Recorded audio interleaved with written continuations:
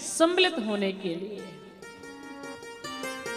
चक्रवर्ती महाराज श्री दशरथ जी, जिन्होंने पूर्व जन्म में 23,000 वर्ष तक तपस्या की थी, महाराज श्री दशरथ मनु के रूप में और महारानी कौशल्या शत्रुपा जी के रूप में 23,000 वर्ष तक नैमिषारण्य तीर्थ में गोमती नदी के किनारे पर तपस्या करते हैं।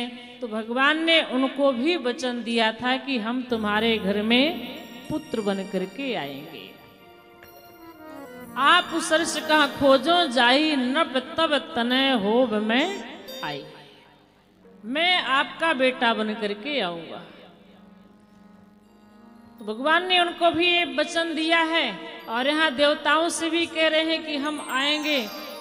लेकिन विडंबना क्या है, समस्या तो यहाँ हुई कि चक्रवर्ती दशरथ जी महाराज की उम्र जो है 60,000 वर्ष की हो चुकी थी।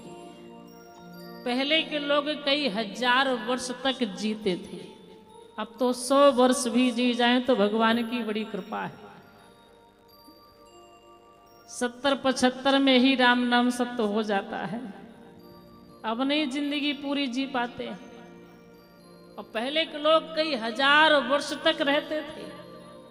क्यों? इसलिए कि पहले नियम संयम था,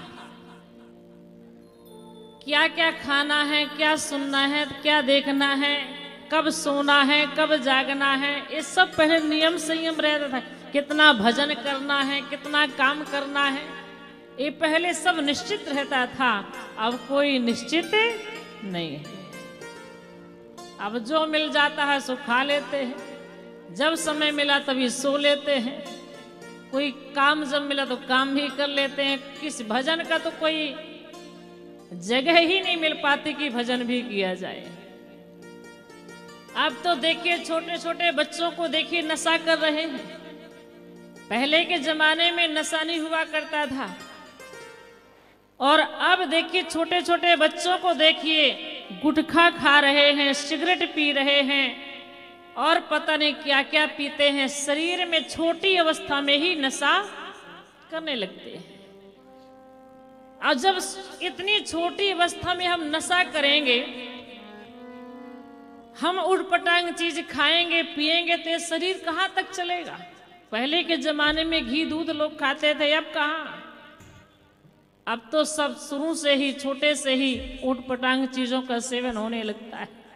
अरे एक छोटा सा लड़का था, एक महात्मा जी सुना रहे थे, एक भाई 10 साल का लड़का रहा होगा, मुंह में इतना सारा गुटखा भरे हुए था, सिगरेट पी रहा था, कान में ईयरफोन लगा हुआ था और गाता हुआ जा रहा था, जब हम जवां होंगे जाने कहाँ होंगे। महात्मा जी ने देखा लगता कोई भजन वजन गा रहा है क्या। उसे बुलाए, बेटा जरा इधर आओ, क्या गा रहे हो, जरा एक बार सुनाओ। महात्मा जी उसको ऊपर से नीचे तक देखते हैं, फिर कहते जरा सुनाओ तुम क्या गा रहे थे। उसने कहा महात्मा जी मैं ही गा रहा था, जब हम जवां होंगे जाने कहाँ होंगे। महात्मा जी ने ऊपर से नीचे तक देखा, इस अवस्था में 10 वर्ष की अवस्था में गुटखा खा रहा है, सिगरेट पी रहा है, जब ये जवां होगा तब यहाँ रहेगा ही नहीं। महात्मा जी ने कहा जब तुम जवां होगे तब तुम वहां होगे, यहाँ तुम रहोगे ही नहीं। जब इस उम्र में ये स्थिति है तो आगे क्या होगा। और अगर गंभीरता से विचार किया जाए तो हमारे समाज में जो गलत कार्य हो रहे हैं, इस गलत कार्य होने का मूल कारण ये भी है एक नशा। नशा के कारण लोग अपना होश हवास विवेक ज्ञान सब खो बैठते हैं और जो नहीं करना वो कर देते हैं। इसलिए इन कथाओं में बताया जाता है कि सबसे पहले तो अपने बच्चों को नशा से बड़ा दूर रखें।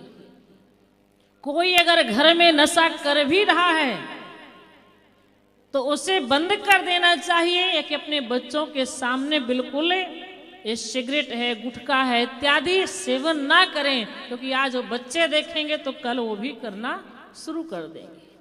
और जब पैसा नहीं मिलेगा तब क्या करेंगे? चोरी करेंगे, डाका डालेंगे, ये भी करेंगे, फिर ये भी एक अवगुण आ जाएगा। जब कोई नशा करने की लत लग जाती है और उसके लिए जब पैसा नहीं मिलता है तो फिर चोरी के रास्ते पर चलने लगते हैं। इसलिए नशा नहीं करना चाहिए। ये विशेष रूप से निवेदन है कि अपने बच्चों को, चाहे स्कूल में विद्यार्थी हो चाहे घर में बच्चे हों, ये जरूर वहाँ पर पढ़ाई के साथ में बताएं कि कोई भी नशा नहीं करेगा, कोई भी गलत चीज का सेवन नहीं करेगा। पहले के जमाने में बाल्यावस्था से लेकर के युवा अवस्था तक 25 वर्ष तक ब्रह्मचर्य का पालन किया जाता था, नियम संयम से विद्या अध्ययन किया जाता था। और इसके बाद 25 वर्ष के बाद फिर गृहस्थ आश्रम में प्रवेश करते थे। फिर गृहस्थ आश्रम में 60 वर्ष तक रहते थे और जैसे चौथी अवस्था प्रवेश करती थी तो लोग घर द्वार परिवार सब छोड़ करके किसी तीर्थ में जाकर एकांत में जाकर के भगवान का भजन किया करते थे। तो हम अगर ऐसा नहीं कर सकते हैं तो कम से कम हम घर में ही रह करके नियम संयम का पालन करें और सही रास्ते पर चलें।